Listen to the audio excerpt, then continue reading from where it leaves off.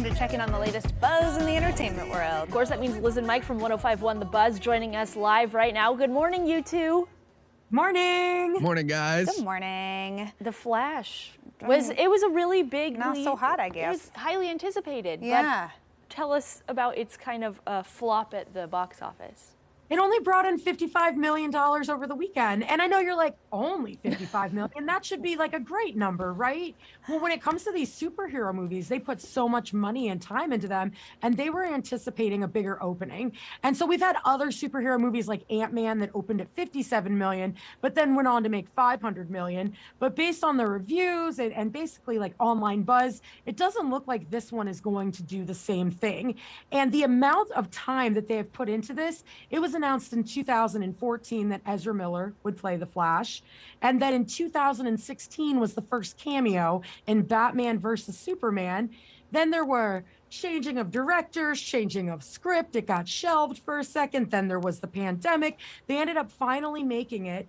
All this problematic stuff comes out about Ezra Miller, who, you know, got in trouble for felony theft, for stealing alcohol, was asked to leave Hawaii after throwing chairs at people. Video of him screaming and choking people came out, and Warner Brothers decided to stand by them. And so this whole time when this movie was getting ready to come out, they barely did any promotion because they were like, I don't know, we don't want to promote Ezra, but we do want to make sure we make our money back on this movie. And it looks like it did not pay off the way that they went. Yeah, I wondered how all of that was going to go with Ezra Miller. Just having a tough time in the tabloids recently. Yeah, and they did some funky stuff. I know they Yeah. brought back multiple Batmans for this movie. I Oh, don't that's know right. if that was to try to, I don't know. I'm obviously still going to see it, but I'll let you guys know what I think because it was really highly anticipated, but I did not see the promotion for this movie. No, I feel like I didn't hear anything until late last week. Like, oh, by the way, The Flash is opening this weekend, you know?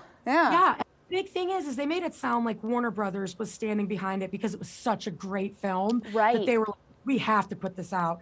But then like the cinema score or whatever, it's getting like B's. Like it's not getting high ratings from the audience or the critics. I have to wonder too, what do you guys think? Is there a saturation point at which the superhero movies maybe start to not do quite so well? I mean, like the Marvel Universe seems to have just a legion of fans. Every single movie just crushes at the box office. But have we hit a tipping point? I have to wonder. people historically, I don't think enjoy DC movies as much. Yeah. They think they're like a little bit corny. The cast of heroes is changing all the time. They just changed like who owns DC, so they're trying something new, and then they put out these huge films that don't do well. And there's like 6 different Batmans, so I don't even know.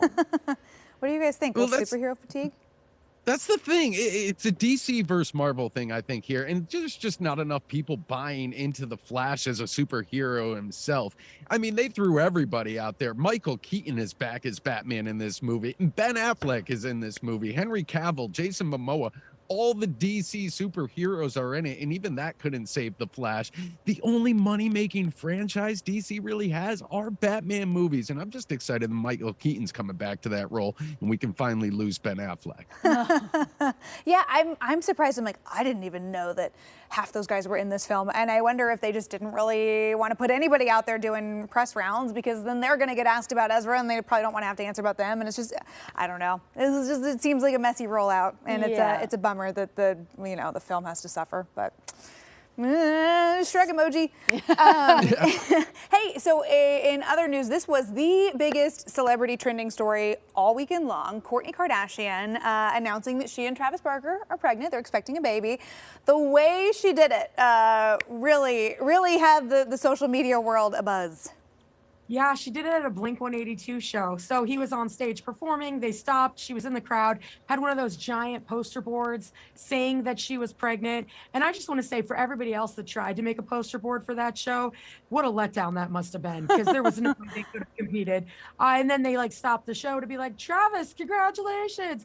And then everybody seemed super excited. And as I was like going through and seeing this on social media, I was like, this sounds familiar. And if you remember with Kim Kardashian's first pregnancy with Northwest, it was announced when Kanye, they weren't married yet, was up on stage and said, by the way, Kim is pregnant. So this is not their first concert announcement they've done for a baby. Huh. Interesting. Well, might be running out of ideas. It seems to work. It seems to get everybody talking. And I know they've also really opened up about, they've been going through IVF. They wanted couples to know that they've been trying, and it's been a road for them, a journey. So I'm sure they're both just like over the moon, and kind of fun that they would get all their fans in on the fun too, I guess. So. Well, I think this is one of the most human things that a Kardashian has ever done, which is why I love Kourtney. First off, she was in the front row in the crowd amongst the people. Kim would never be caught dead doing that. Yeah. And the other thing is, too, is she was, holding up a sign to let everybody know she's pregnant. They didn't roll out some big structured thing that Kris Jenner put together or send out a press statement. Well, Kourt's always been she's the rock and roll one. She's the real one. Well, sure, the emoji to that, too. Yeah. Well, hey, guys, we got to run. We'll see you tomorrow. Have a good morning. All right, we'll be back after the break.